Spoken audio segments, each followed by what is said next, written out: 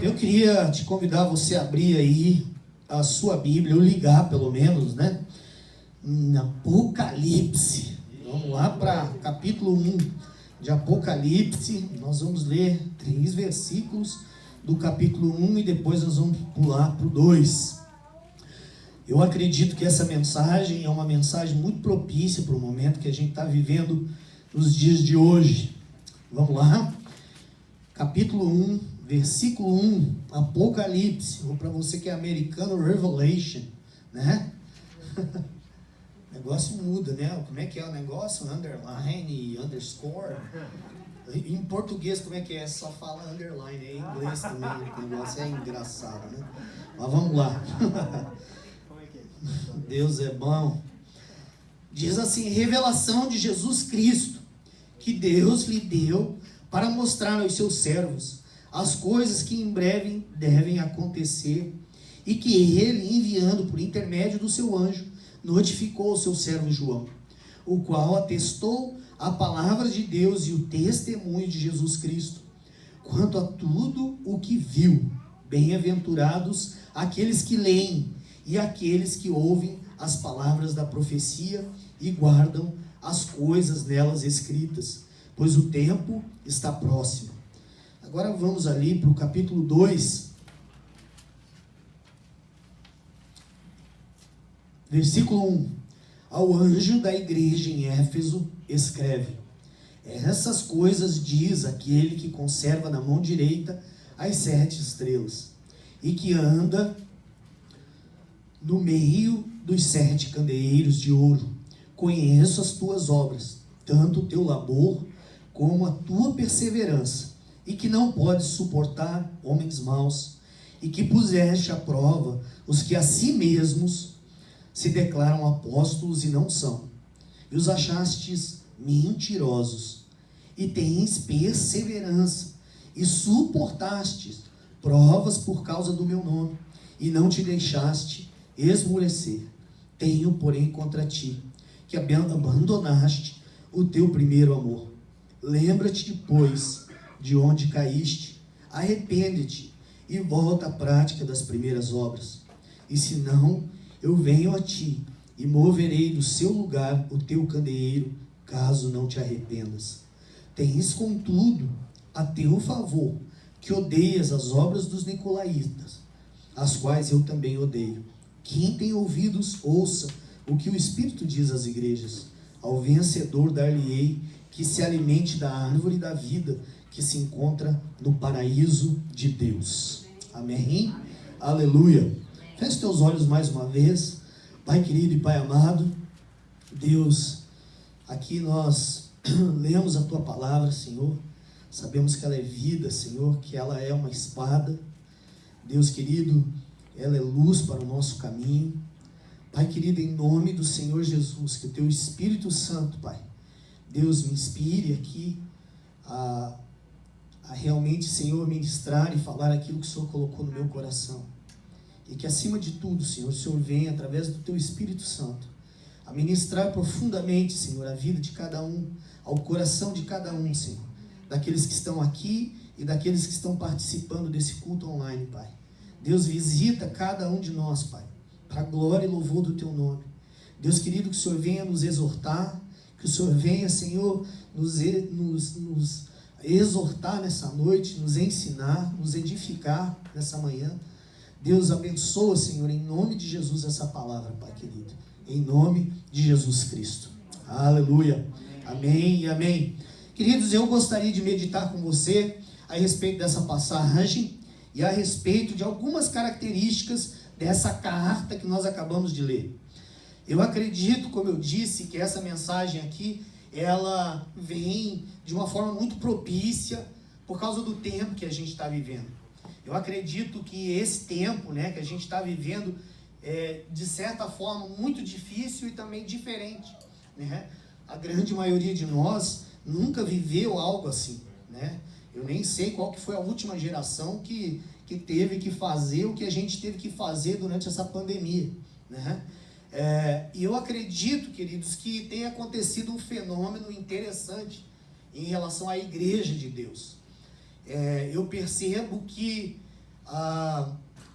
muitas pessoas que não são cristãs têm se aproximado de Deus e da igreja, só que muito triste também é saber que, infelizmente, muitos cristãos estão se afastando e se esfriando na fé. Parece que está acontecendo um processo inverso. Eu tenho feito tenho participado, né, de algumas mentorias aí, em que alguns pastores têm testemunhado de que o número de participação online nos cultos, em alguns casos, triplicou o número de pessoas de quando não existia pandemia, né? Porém, a gente percebe que em alguns lugares a igreja já está podendo voltar de uma forma presencial e as pessoas, mesmo assim, elas estão, não sei, preocupadas ou com medo, de certa forma, né? E a gente às vezes não consegue nem entender, porque as pessoas às vezes fazem tudo, vão em tudo que é lugar, mas não sei por que motivo na igreja não dá.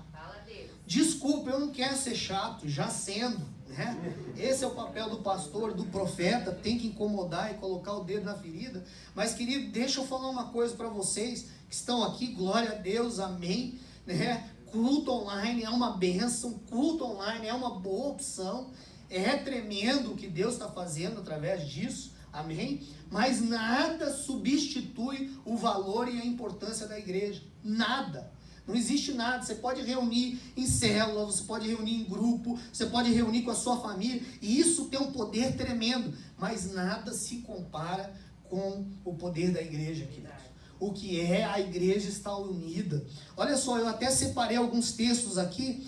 Hebreus 10, 25 diz assim: não deixemos de congregar-nos, como é costume de alguns, antes façamos admoestações, e tanto mais quanto vedes que o dia se aproxima. Não deixe de congregar, não deixe de ir para a igreja. Olha só o que a Bíblia diz também no Salmo 133, ó como é bom e agradável viverem unidos os irmãos, é como o orvalho de Hermon que desce sobre os montes de Sião, ali o Senhor ordena a sua bênção e a vida para sempre. Não parou aqui não, queridos. Olha só, algumas experiências que pessoas só tiveram na casa de Deus e no templo de Deus. Eu preguei sobre isso na quarta-feira, né? A experiência, a visão que Isaías teve no capítulo 6 foi no templo em Jerusalém. Ele foi ao templo e ali Deus deu uma experiência tremenda para ele. No Salmo 73, eu gosto muito desse texto, porque o salmista Asaf, ele era um levita, ele era responsável pelo louvor da casa de Deus. E ele fala assim, olha só, é um texto que eu acho fantástico pela honestidade. Quanto a mim, os meus pés quase se desviaram, pouco me faltou para que escorregasse os meus passos. Na verdade, que em vão tenho purificado o meu coração e lavado as minhas mãos na inocência. Olha só a resposta dele. Até que entrei no santuário de Deus, então entendi o fim deles. Tem coisas que a gente só vai receber revelação na casa de Deus. É aqui dentro, onde Deus vai ministrar especificamente no teu coração, vai falar particularmente com você, individualmente com você.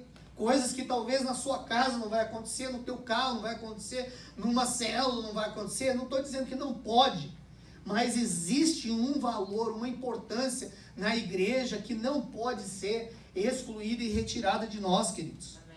Amém. Olha só, esse contexto de Mateus 18 foi escrito para a igreja. Em verdade vos digo que tudo que ligardes na terra será ligado nos céus, e tudo que desligardes na terra será também desligado nos céus. Isso aqui é o poder da concordância e da unidade da igreja, queridos. Amém? Então eu quero te incentivar a você continuar firme.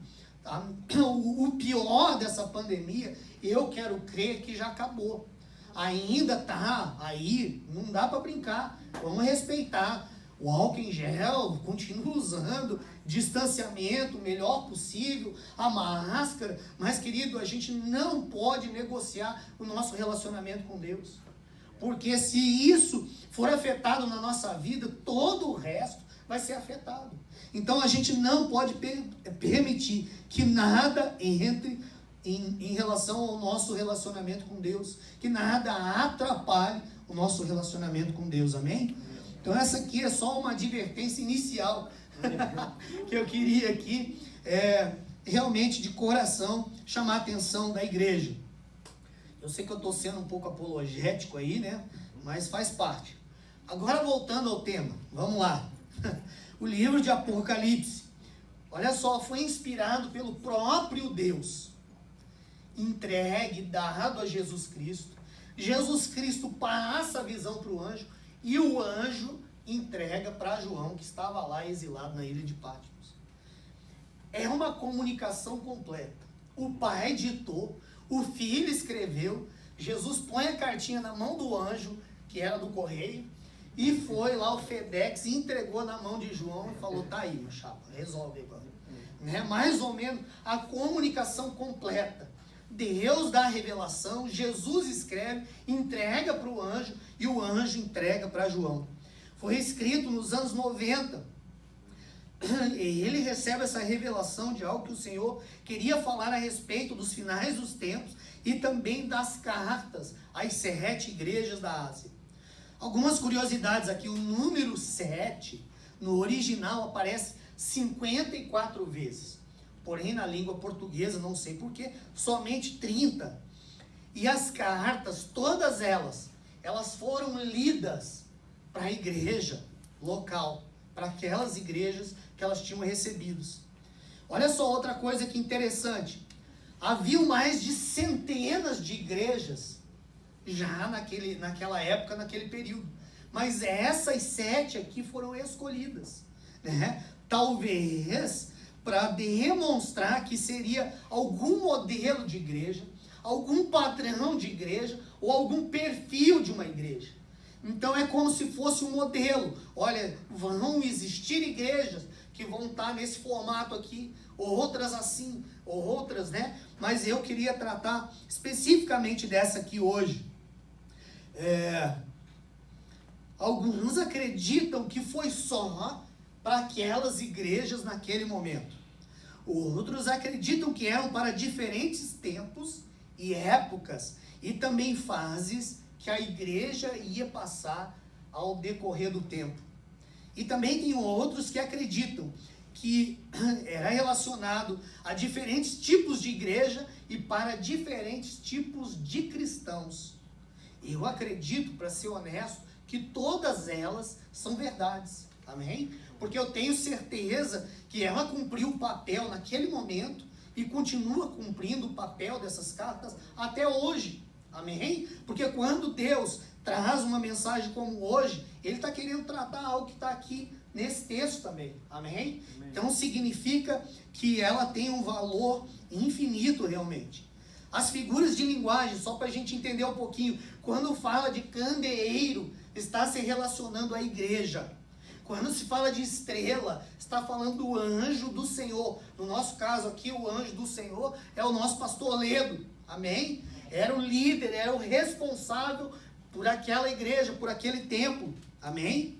Então eu gostaria de estudar com você a estrutura dessas cartas. Porque eu acho muito interessante, ela tem uma forma, ela tem um formato, ela tem uma divisão, né, com uma pequena variação. Mas que eu acho interessante que cada uma dessas coisas pode ser ministrado e falado muito profundamente com cada um de nós. Então eu queria que à medida que eu fosse falando aqui, você estivesse fazendo uma análise, amém? Refletindo, pedindo ao Espírito Santo, como é que eu estou nesse quesito, né? Como é que eu estou nisso aqui? Olha só, a divisão das cartas, como eu disse, com uma pequena variação. ele inicia dizendo: eu conheço as tuas obras. É tenso. Tanto as boas quanto ruins, ele conhece. Aí, ou seja, a caracterização da situação da igreja local, né? A descrição dos traços principais daquela igreja. Deus sabia e conhecia 100%. Aí vem os elogios a respeito das qualidades daquela igreja, né? Aquilo em que ela estava fazendo de certo. Aí depois segue com as críticas e a repreensão, as falhas de cada igreja, e é interessante, com a exceção das igrejas de Esmirna e Filadélfia, que não tiveram críticas. Olha que tremendo. E depois vem a exortação ao arrependimento e também os conselhos. E em seguida, todas as 7 falam a mesma coisa. Quem tem ouvidos, ouça o que o Espírito diz às igrejas. E eu vejo com isso que é um convite, que é um chamamento de atenção para nós estarmos sensíveis ao Espírito Santo de Deus. Amém? E depois, com cada carta, no encerramento, vem uma promessa. Principalmente para os vencedores. Ou seja, para aqueles que se mantiveram firmes. Amém? Vamos falar um pouquinho aqui de Éfeso. Ficava na parte ocidental da Turquia, na Ásia. Era considerado uma das 7 maravilhas do mundo antigo. Uma cidade muito rica, universitária. Olha isso aqui. Ela foi o centro do cristianismo por mais de 200 anos. Ela foi elogiada por Paulo em Éfeso. Foi a capital do avivamento. E chegou ao ponto que Jesus teve que chegar, apontar o dedo e falou assim: olha, eu tenho contra vocês, que vocês abandonaram o primeiro amor. Vocês começaram muito bem, fazendo a coisa certa, mas algumas coisas aconteceram no meio do caminho em que você simplesmente esfriou o seu relacionamento comigo. O avivamento foi tão forte que ali havia o grande templo de Artemis, que em latim era Diana. Esse templo faliu. Já pensou no poder do evangelho? Quando, por exemplo, vamos dizer, numa região, né, em que o muçulmano impera, e ali o evangelho começa a crescer a ponto de acabar com os templos? Foi isso que aconteceu na época, né? Então, olha só, queridos, a primeira coisa, e aí para mim vai a primeira pergunta para você: como é que estão as tuas obras? Olha só, obras é um termo amplo aqui que indicava não somente as boas ações, mas todo o comportamento na maneira de viver. Como é que está o teu estilo de vida? Como é que está a tua família? Como é que está teu casamento? Como é que você está no trabalho? Como é que você está em relação ao seu ministério? Deus tem falado comigo nessas últimas semanas aí, os jovens estão ouvindo só chamamento e ministério. Como é que você está em relação ao seu ministério? Será que você tem ouvido a voz de Deus? Será que você um dia já esteve disposto a servir a Deus, ou serviu a Deus, e agora acabou? Como é que estão as tuas obras? O que você tem feito? O que você tem produzido? As suas práticas? Que obras você tem para apresentar para Deus? Qual é a tua realidade? Como que você está agindo? Deus sabe e conhece tudo ao teu respeito. Olha só, Salmos 139, do 7 ao 12. Para onde me ausentarei do teu espírito? Para onde fugirei da tua face? Se subo aos céus, lá estás. Se faço a minha cama no mais profundo abismo, lá estás também. Se tomo as asas da alvorada e me detenho nos confins dos mares, ainda lá me haverá de guiar a tua mão, e a tua destra me sustentará. Se eu digo, as trevas com efeito me encobrirão, e a luz ao redor de mim se fará noite, até as próprias trevas não serão escuras. As trevas e a luz são a mesma coisa. Deus sabe tudo ao teu respeito. Isso aqui é fantástico, mas é uma espada de dois gumes. Porque se eu tenho obras boas, maravilha, glória a Deus. Agora, e se minhas obras têm sido ruins? Tudo isso está sendo contado. Deus está observando tudo. Olha só, 1 Coríntios 15, 58. Portanto, meus amados irmãos, sede firmes, inabaláveis e sempre abundantes na obra do Senhor, sabendo que no Senhor o vosso trabalho não é vão. Ministério nasce de várias maneiras. Pode ser pelo simples desejo de querer servir a Deus. Pode ser de você ser despertado a gostar de alguma coisa dentro da igreja em que você gostaria de trabalhar. Por exemplo, quando eu me converti, embora eu tinha uma mentalidade, não sei se por causa da minha autoestima na época, mas que eu achava que eu jamais seria. Talvez por uma incompetência, uma falta de habilidade. O meu sonho era ser pregador. Eu orava, chorava, Jesus, como eu queria, Senhor. E um dia, uma experiência minha com Deus, não foi alguém, não foi um profeta, não foi ninguém. Eu chorando no meu quarto, Deus falou comigo: você com 26 anos vai ser pastor. Eu nunca disse isso para ninguém, com exceção da minha esposa. Com 26 anos, a gente era diácono lá na Flórida, e o nosso pastor chegou para nós e disse assim: eu não sei porquê, mas Deus incomodou a gente para separar vocês para pastores. Glória a Deus. Então, queridos, o ministério pode nascer dentro de você de várias formas. Às vezes pelo simples desejo: poxa, olha que lindo isso, eu gostaria tanto de poder servir.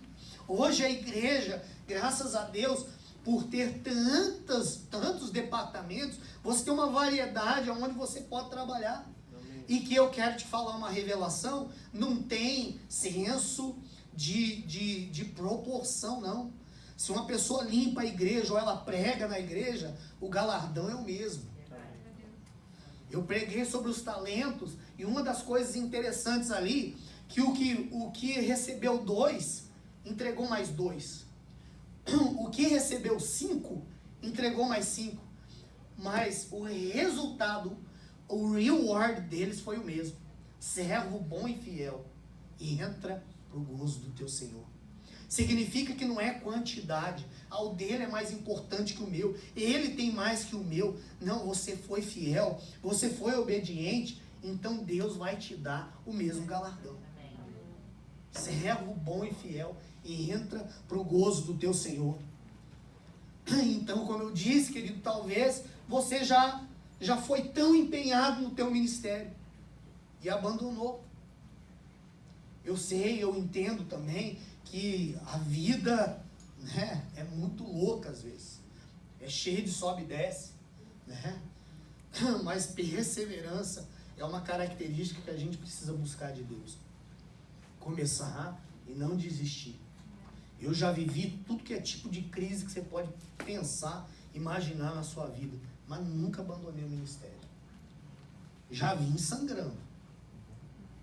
E eu lembro de um culto, rasgando o coração aqui, eu lembro de um culto que eu avisei para minha esposa às 4 horas da tarde: eu não vou pregar hoje. Ela quase me matou, porque quando ela vai pregar, eu preciso avisar uma semana antes. Imagina eu dar 3 horas. Eu estava numa depressão tão profunda que eu cheguei ao ponto de falar assim: eu não dou conta, Jesus.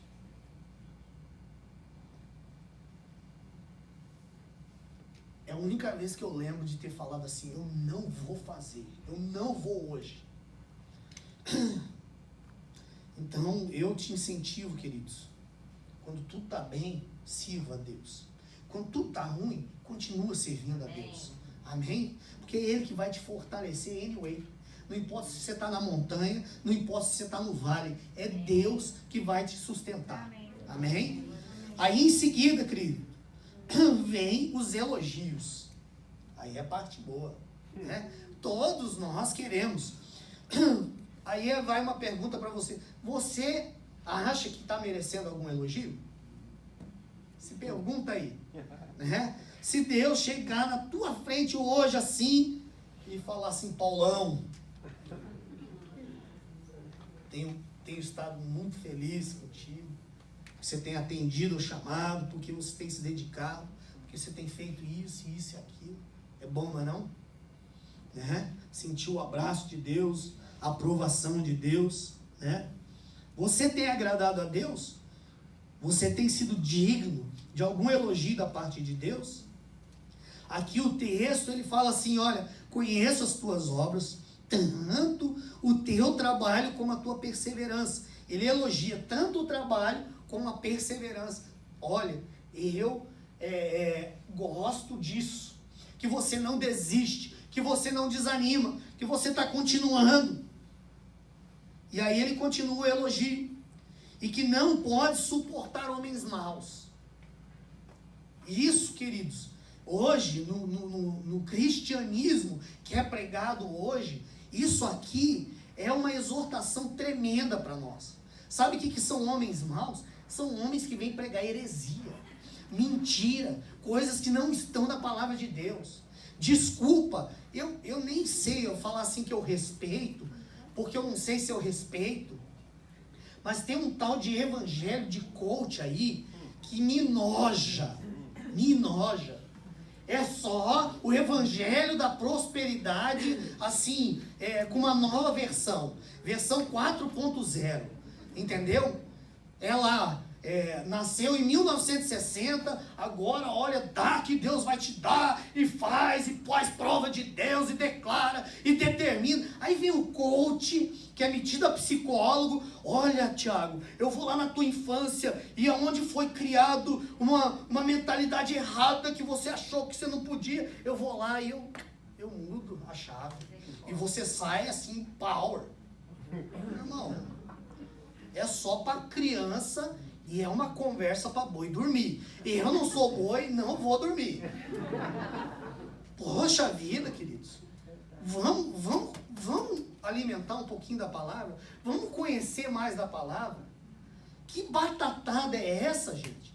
Ontem eu preguei, e eu vou usar só esse texto, não está aqui no script, tá, Tiago? Ontem eu preguei: ó, aquele que quer vir após mim, toma sua cruz e siga-me. Só aí você detona com essa teologia sem vergonha. É cruz, meu irmão. É se abster das coisas. É sacrificar. É pagar preço. Não é fácil. É luta. Aí vem os caras: ai, tudo que você quer você pode, porque Deus te fez de uma forma sobrenatural. Você é quase um Deus. Entendeu? Você é o quarto da Trindade. Você é o sumo sacerdote. Tenha paciência. Desculpa, gente. Vamos crescer. Vamos crescer pelo sangue de Jesus. Amém?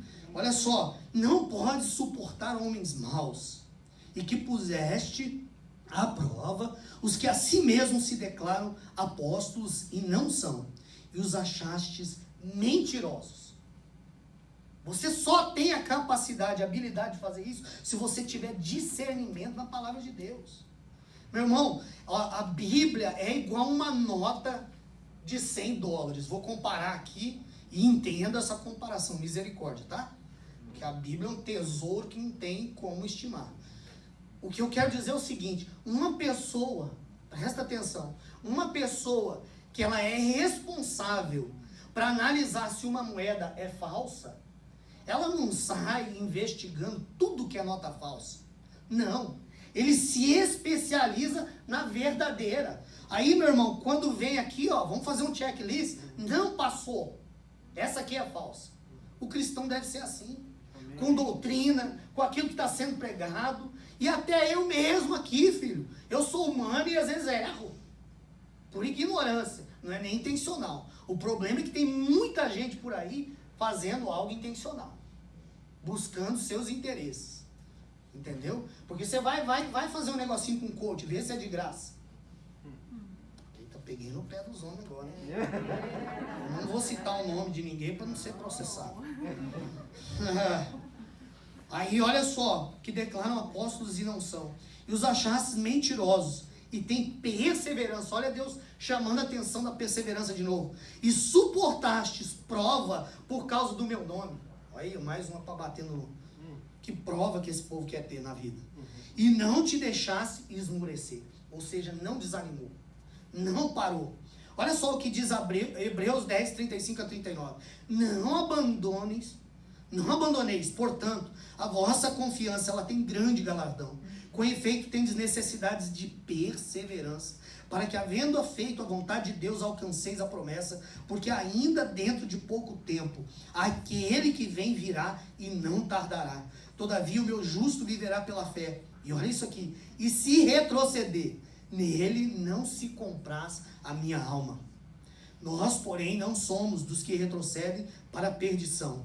Somos, entretanto, da fé para a conservação da alma.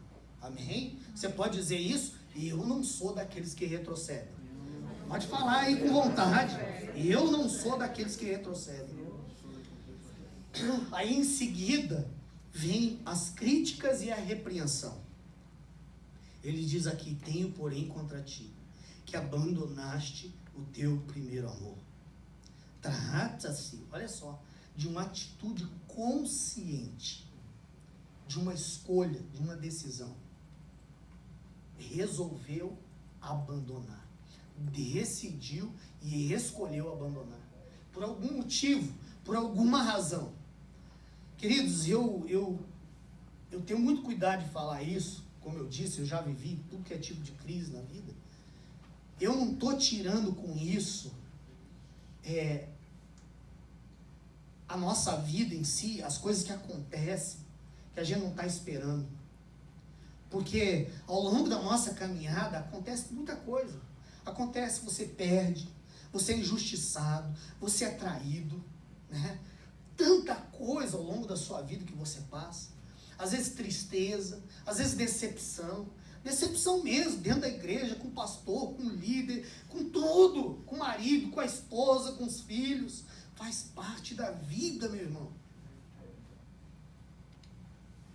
Mas aí, de novo, ele está chamando a atenção. Não deixe, não permita que nada disso apague o fogo no teu coração.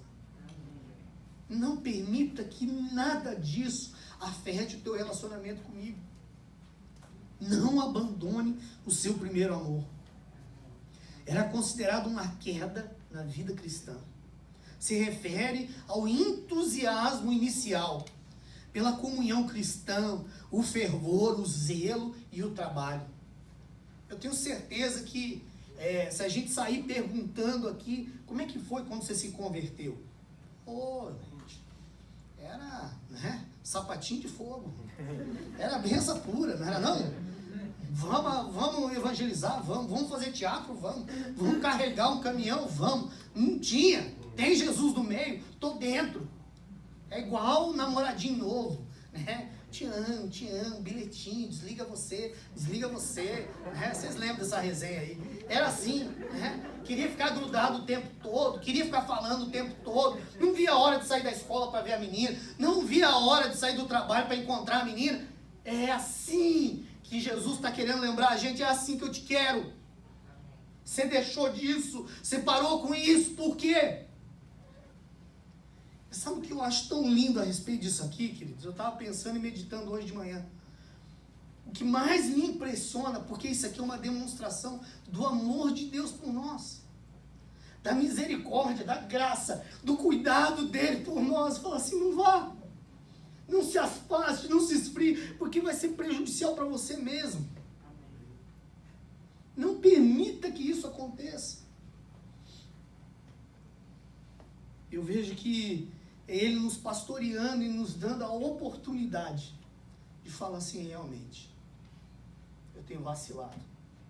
Realmente eu tenho pisado na bola. Eu preciso voltar. Eu preciso voltar para a casa do Pai. Eu preciso voltar para a presença dEle. Eu preciso voltar para o relacionamento puro. Se não se tornar como criança. A inocência, a pureza, a dependência dEle, de continuar dependendo. Porque muitas vezes a gente acha que a gente pode ser independente. Que a gente pode caminhar com as próprias perninhas. Deus, I got this. Pode deixar. Eu consigo, eu faço. Agora eu já tenho dinheiro, Deus. Agora eu já tenho estabilidade. Agora eu já tenho isso. Agora eu já tenho aquilo. Eu não preciso muito mais do Senhor, não, Jesus. Doce ilusão, né?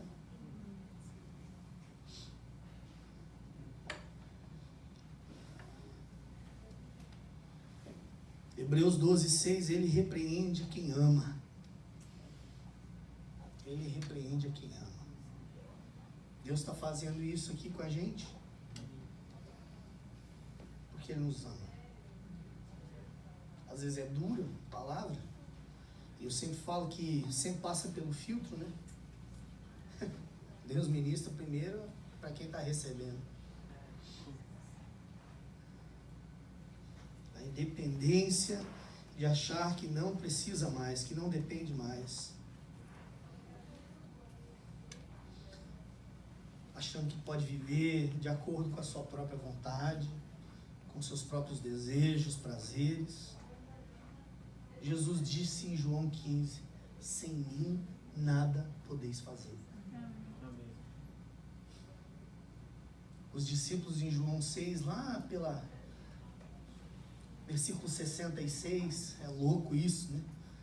Toda vez que eu menciono, eu acho muito interessante esse versículo, que ali fala que os discípulos o abandonaram. 6:66.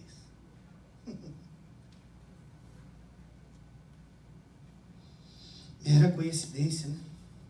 Os discípulos o abandonaram.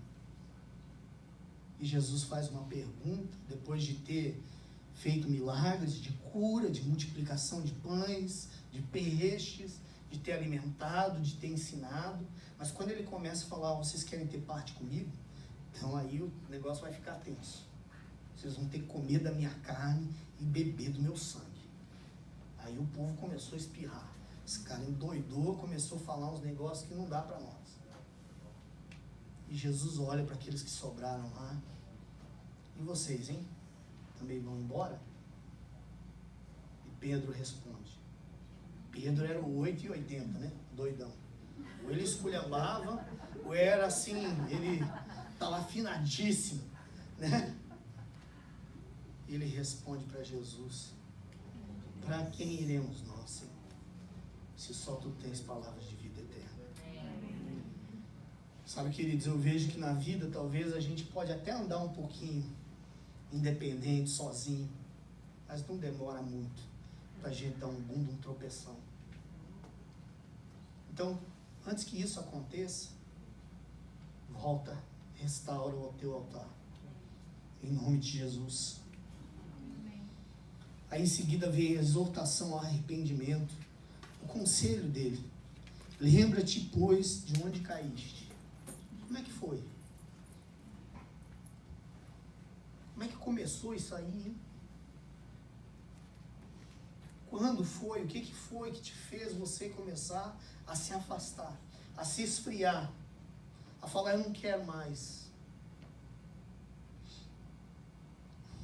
Arrepende-te e volta à prática das primeiras obras. E se não, venho a ti e moverei do seu lugar o teu candeeiro, caso não te arrependas. Interessante, né? Se você não se arrepender, eu vou mover de você a tua igreja. Louco? Se você não se arrepender, eu vou mover o candeeiro. A igreja sai de você.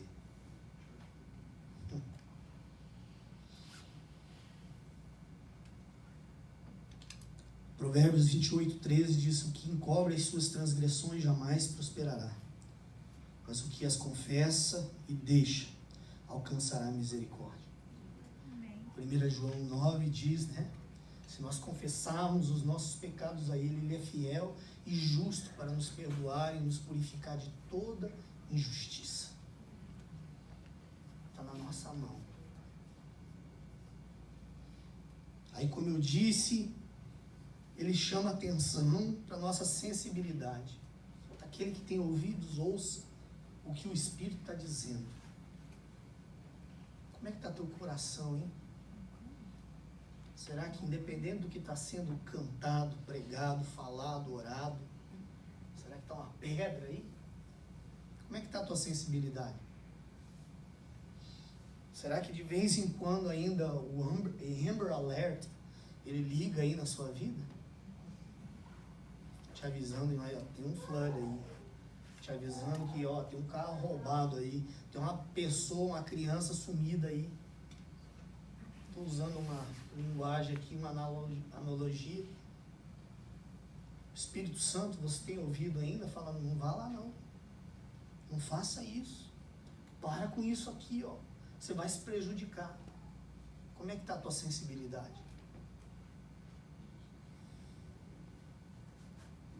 Não endureça o teu coração. Quando o Espírito Santo vem sobre nós, Ele convence do pecado, da justiça e do juízo. Mas a gente precisa dar lugar para que Ele faça isso.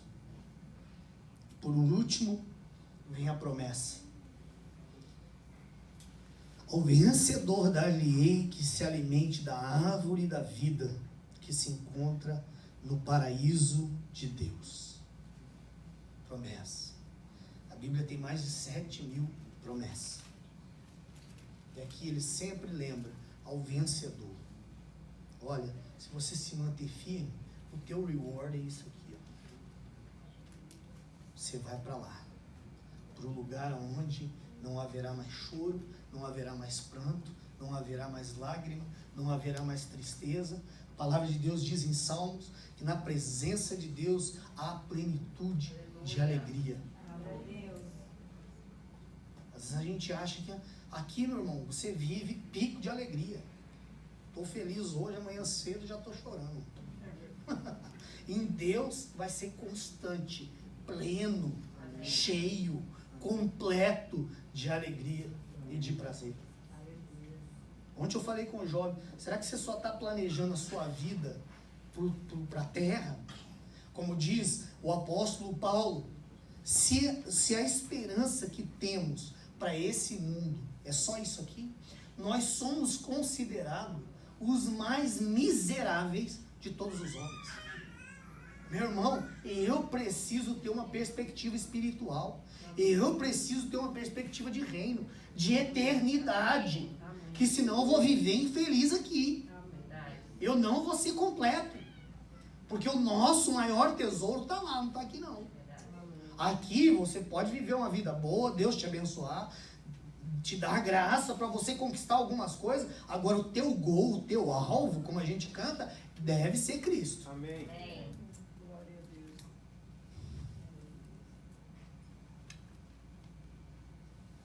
Fiquem em pé, queridos. Queria chamar o Vinícius. Fiz uma encomenda aí, vamos ver se dá certo.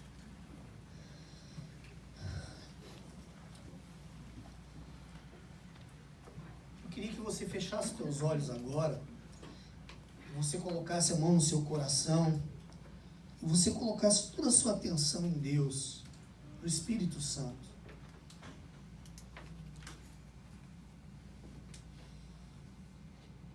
Que você começasse a orar aí no seu lugar e dissesse: Deus,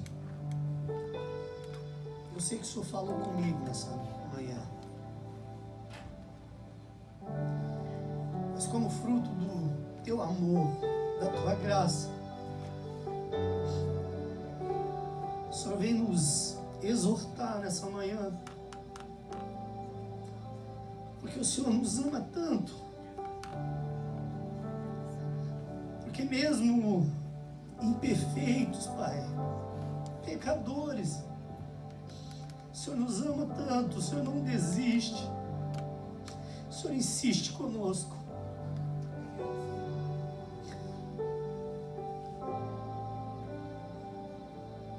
Enquanto ele ministra essa canção, queridos, vai fazendo sua oração diante de Deus.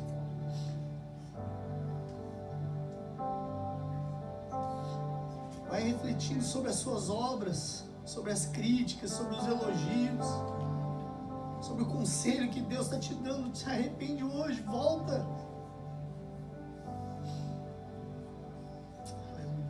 Quero ser como criança,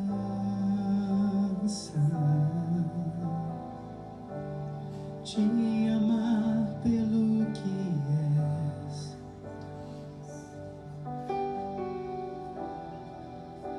voltar à inocência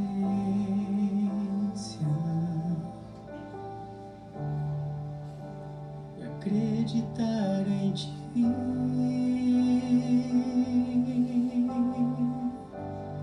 Mas às vezes sou levado pela vontade de crescer,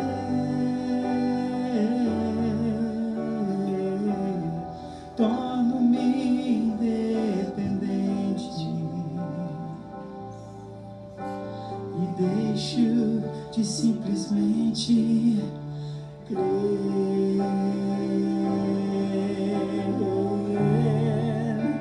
Não posso viver longe do teu amor, Senhor. Não posso viver longe do teu afago, Senhor. Não posso viver longe do teu abraço, Senhor. Eu não posso viver longe do teu amor, Senhor. Eu não posso viver longe do teu afago, Senhor. Eu não posso viver longe do teu abraço, Senhor.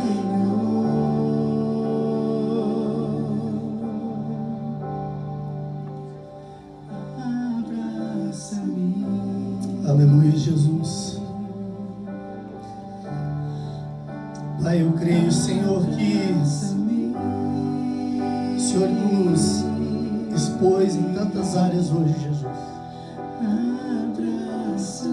Mas a intenção principal é de nos trazer de volta.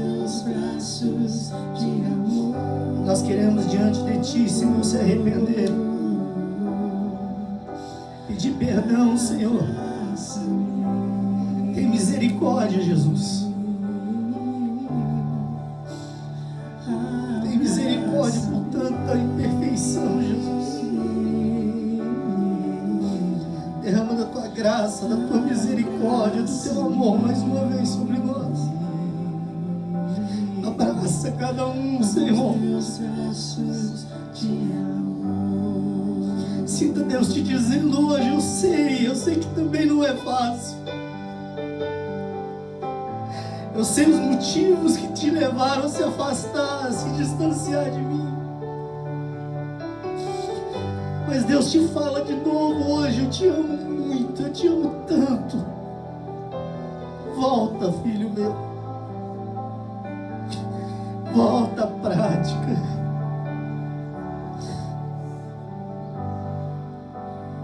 As primeiras obras. Volta, filho. Quero ser como Te glorificamos, Jesus. Oh, Espírito Santo de Deus. Abraça, Espírito Santo. Está aqui. O Senhor não vem para condenar, Acreditar em ti, mas o Senhor vem para restaurar, Jesus. mas às vezes sou levado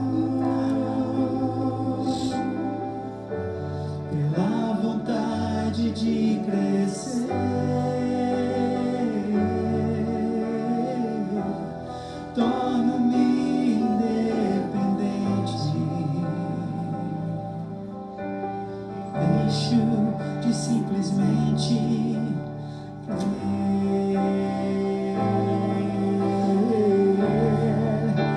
Não posso viver longe do teu amor, Senhor. Eu não posso viver longe do teu afago, Senhor. Eu não posso viver longe do teu abraço, Senhor. Aleluia. Glória a Deus. Oh, Jesus. Nos perdoa, Senhor, porque algumas vezes nós queremos se tornar independentes, Pai.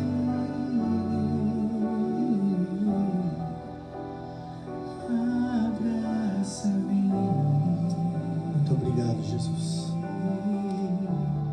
Muito obrigado pelo teu amor, pela tua graça, pela tua misericórdia, Senhor, que são a causa de não sermos consumidos, porque ela se renova sobre nós a cada manhã. Aleluia. Que a graça do nosso Senhor Jesus Cristo, que o amor do Pai e que a consolação do Espírito Santo de Deus esteja sobre vós e sobre vós permaneça, hoje e sempre. Amém e amém. Deus te abençoe muito. Bom domingo, uma boa semana, em nome de Jesus. Glória a Deus. Aleluia.